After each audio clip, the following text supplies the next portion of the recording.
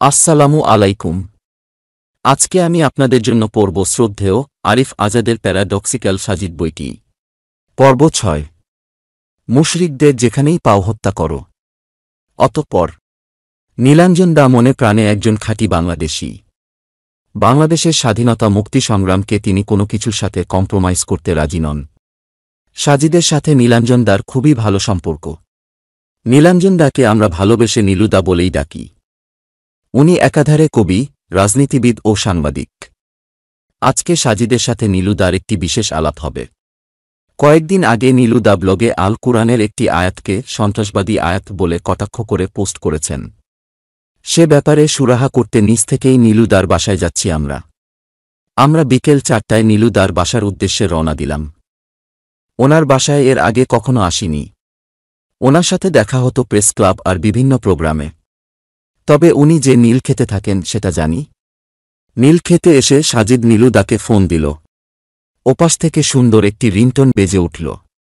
রিংটোনে set করা ছিল বঙ্গবন্ধু শেখ মুজিবুর রহমানের ৭ই মার্চের সেই বিখ্যাত ভাষণ। সাজিদ ফোনের লাউড স্পিকার অন করে দিল। আমরা আবার শুনলাম বঙ্গবন্ধুর সেই চিরচেনা ভাষণ। বঙ্গবন্ধু বলছেন, আমরা তাদের ভাতে মারব, আমরা তাদের পানিতে মারব। এবারের সংগ্রাম আমাদের মুক্তির সংগ্রাম, এবারের সংগ্রাম আমাদের স্বাধীনতা সংগ্রাম। পরপর দুবার রিং হওয়ার পর তৃতীয়বারে নীলুদা ফোন রিসিভ করলেন। সাজিদকে নীলুদা ভালোভাবে বাসার ঠিকানা বুঝিয়ে দিলেন। আমরা ঠিকঠাক পৌঁছে গেলাম। বাইরে থেকে কলিং বেল বাজতেই বুড়োর মতো এক ভদ্রলোক দরজা খুলে দিল। আমরা ভেতরে গেলাম। বলেনি আমরা যে উদ্দেশ্যে এখানে এসেছি সেটা নীলুদাকে জানানো হয়নি। নীলুদার একটি গুণের কথা বলা হয়নি। কবিতা লেখা এবং সাংবাদিকতার পাশাপাশি নীলুদা খুব ভালো ছবিও আঁকেন। আমরা ঘরে প্রবেশ করা মাত্রই বুড়ো লোকটি আমাদের সোজা নীলুদার রুমে নিয়ে গেল। মনে হয় ওনার ওপর এই নির্দেশই ছিল। আমরা নীলুদার রুমে এসে দেখি উনি ছবি আঁকছেন। মুক্তিযুদ্ধের ছবি। আঁকা প্রায় শেষ হয়ে গেছে। জলপাই রঙের পোশাকের একজন মিলিটারির বাম হাতে একটি রাইফেল। একজন অর্ধনগ্ন মহিলা। মহিলার চুল খোলা। মহিলা বেঁচে নেই। মিলিটারিটা মহিলাকে টেনে নিয়ে যাচ্ছে। মনে হয় ভাগাড়ে নিক্ষেপ করবে, এরকম কিছু। পাশেই একটি ডাস্টবিন টাইপ কিছু। 4টে কাক বসে আছে সেটার ওপর। জয়নুলের দুর্ভিক্ষ ছবিটার মতোই। আমাদের দিকে না ফিরেই নীলুদা বললেন, কি রে, এত ঘটা করে দেখা করতে এসেছিস যে? সাজিদ বলল, ও মা, তোমার সাথে দেখা হয় না কতদিন, দেখতে মন চাইল বলে চলে এলাম। ডিস্টার্ব করেছি বুঝি? আরে না না, তা বলিনি। এটুকু বলে নীলুদা ঘাড় ঘুরিয়ে আমাদের দিকে তাকাল। আমাকে দেখে নীলুদা বলে উঠল, আরিফ না? হু, সাজিদ বলল। ওরে বাবা, আজ দেখি আমার বাসায় চাঁদের হাট। তুমি তো জম্পেশ কবিতা লিখো ভাই আরিফ। বিচিত্রায় তোমার কবিতা আমি প্রায়ই পড়ি। নীলুদার মুখে এরকম কথা শুনে আমি লজ্জায় মরে যাচ্ছিলাম। সাজিদ বলল, জানো দাদা, তাকে কত করে বলি বইমেলার জন্য কবিতার একটা পাণ্ডুলিপি রেডি করো, কিন্তু সে বলে ওর নাকি ভয় করে। দেখো তো দাদা।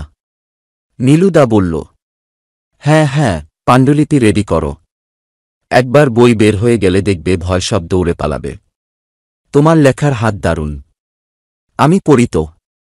বেশ ভালো লিখো। সাজিদ বলল, দাদা, ওটা কি মুক্তিযুদ্ধ বিষয়ক ছবি যেটা আঁকছ? হুঁ, নীলুদার উত্তর। আচ্ছা দাদা, মুক্তিযুদ্ধ নিয়ে আমার বিশেষ পড়াশোনা নেই। তুমি তো আবার এই লাইনের। আজ তোমার কাছ থেকে মুক্তিযুদ্ধের গল্প শুনব। নীলুদা মুচকি হাসলেন। তুলির শেষ আঁচলখানা দিয়ে খাটের ওপর উঠে বসলেন। আমরা দুজন ততক্ষণে দুটো চেয়ারে বসে পড়েছি। বুড়ো ভদ্রলোক ট্রেতে কফি নিয়ে এসেছেন। নীলুদা কফিতে চুমুক দিতে দিতে মুক্তিযুদ্ধের গল্প বলা শুরু করলেন। ১৯৭১ সাল। পশ্চিম পাকিস্তানের হাতে চরমভাবে নির্যাতিত ও নিষ্পেষিত হচ্ছিল বাঙালিরা। যখনই তারা নিজেদের অধিকার আদায়ের জন্য সোচ্চার হয়েছে, তখনই পাকিস্তানিরা বাঙালিদের ওপর চালিয়েছে অত্যাচার, নির্যাতন। নীলুদার কণ্ঠ ভারী হয়ে এল। মুক্তিযুদ্ধের আলাপ উঠলেই উনি এরকম আবেগপ্রবণ হয়ে যান। তিনি বলে যাচ্ছেন, এই অত্যাচার ও নির্যাতনের মাত্রা এতই ভয়াবহ হয়ে উঠল যে বাঙালিরা শেষ পর্যন্ত নিজেদের এবং নিজেদের মাতৃভূমিকে রক্ষা করতে অস্ত্র হাতে তুলে নিতে বাধ্য হল। তখন চলছে উত্তাল মার্চ মাস। হাজার বছরের শ্রেষ্ঠ বাঙালি, বাংলা ও বাঙালি জাতির কর্ণধার, ইতিহাসের বরপুত্র জাতির জনক বঙ্গবন্ধু শেখ মুজিবুর রহমান রেসকোর্স ময়দানে সশস্ত্র যুদ্ধের ডাক দিলেন।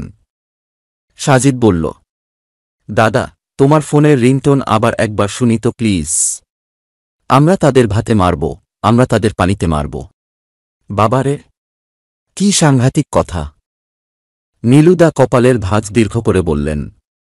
সাংঘাতিক বলছিস কেন? বরং বল। এটিই হল বাঙালির মহাকাব্য।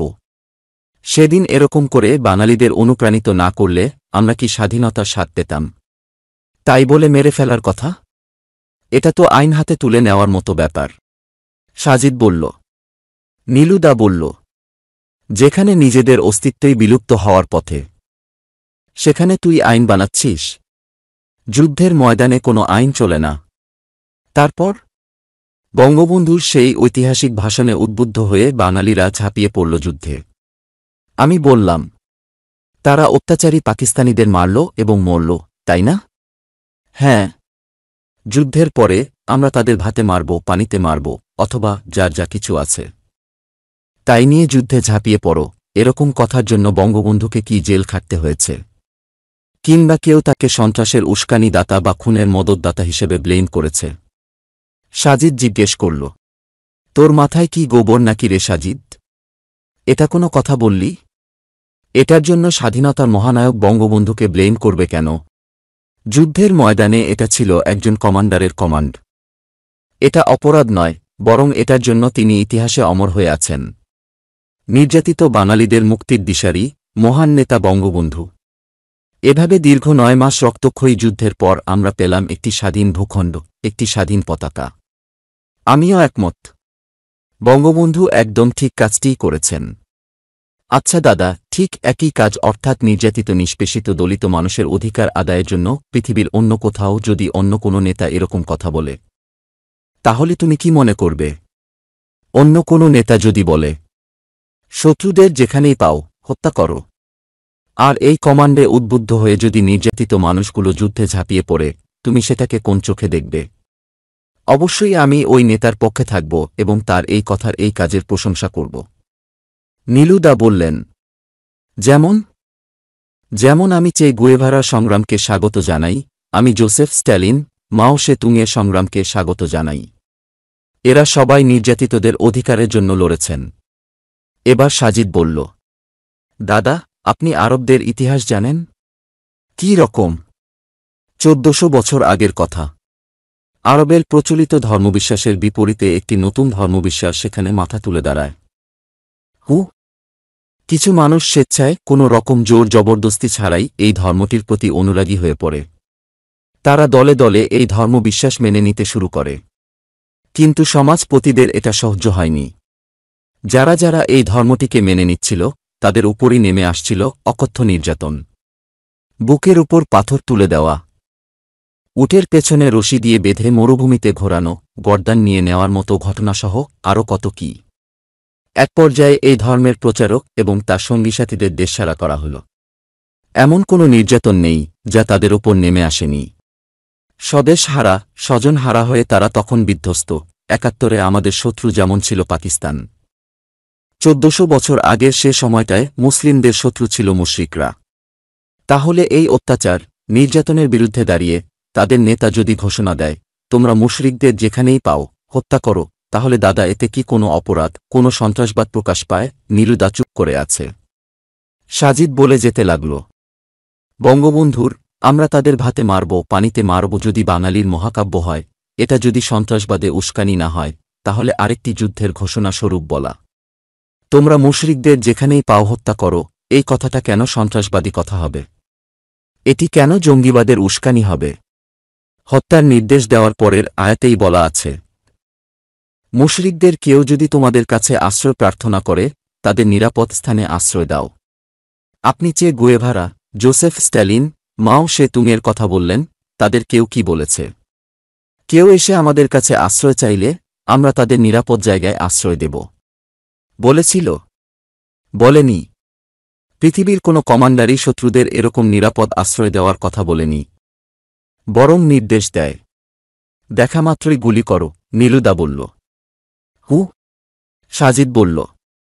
দাদা, কুরআনে আরও আছে, যে বিনা অপরাধে কোনো নির্দোষ ব্যক্তিকে খুন করল, সে যেন পুরো মানবজাতিকেই খুন করল।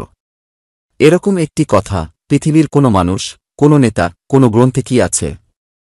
নেই। ৭১ জালিম পাকিস্তানিদের মারার ঘোষণা দিয়ে বঙ্গবন্ধু আমাদের কাছে মহানায়ক। তাহলে ১৪০০ বছর আগে এরকম ঘোষণা আরেকজন দিয়ে থাকলে তিনি কেন খলনায়ক হবেন, অপরাধী হবেন? একই কথা, একই নির্দেশের জন্য আপনি একজনকে মহামানব মনে করেন, অন্যজনকে মনে করেন সন্ত্রাসী। কেন দাদা? স্রেফ কি ধর্মবিরোধিতার জন্য?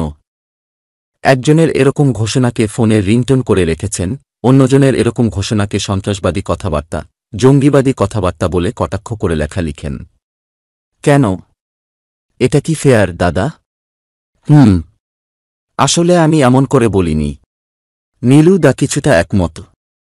সাজিদ বলল, দাদা, অনেক নাস্তিককে কুরআনের একটি আয়াতকে অন্য আয়াতের সাথে কন্ট্রাডিক্টরি বলতে দেখেছি, অথচ তারা কোনো দিনও সূরা তাওবায় তোমরা মুশরিকদের যেখানেই পাও হত্যা করো, এটাকে সূরা মায়েদার যে নিরাপরাধ কোনো ব্যক্তিকে হত্যা করল, সে যেন পুরো মানবজাতিকেই হত্যা করল, এটার সাথে কন্ট্রাডিক্টরি বলতে দেখি না। অথচ সেভাবে ভাবলে এই দুই আয়াতে দুরকম কথা বলা হচ্ছে। একবার মেরে ফেলতে বলছে, আরেকবার বলছে মারলে পুরো মানবজাতিকে হত্যা করার মতো চরম পাপ হবে। কিন্তু তবুও নাস্তিকরা এই দুটোকে এক পাল্লায় এনে কথা বলে না। কেন বলে না? কারণ তারাও জানে দুটো আয়াত নাজিলের প্রেক্ষাপট সম্পূর্ণ ভিন্ন। এই দুটোকে এক করে বলতে গেলেই নাস্তিকরা ধরা পড়বে, তাই বলে না। নীলুদা সব শুনলেন, শুনে বললেন, এর জন্যই বুঝি মুক্তিযুদ্ধের গল্প শুনতে এসেছিলি? না দাদা, শুধু ডাবল স্ট্যান্ডবাজিটা উপলব্ধি করাতে এসেছি। হা হা হা। স্রেফ ভালো সম্পর্ক বলেই নীলুদা সেদিন রাগ করেননি হয়তো।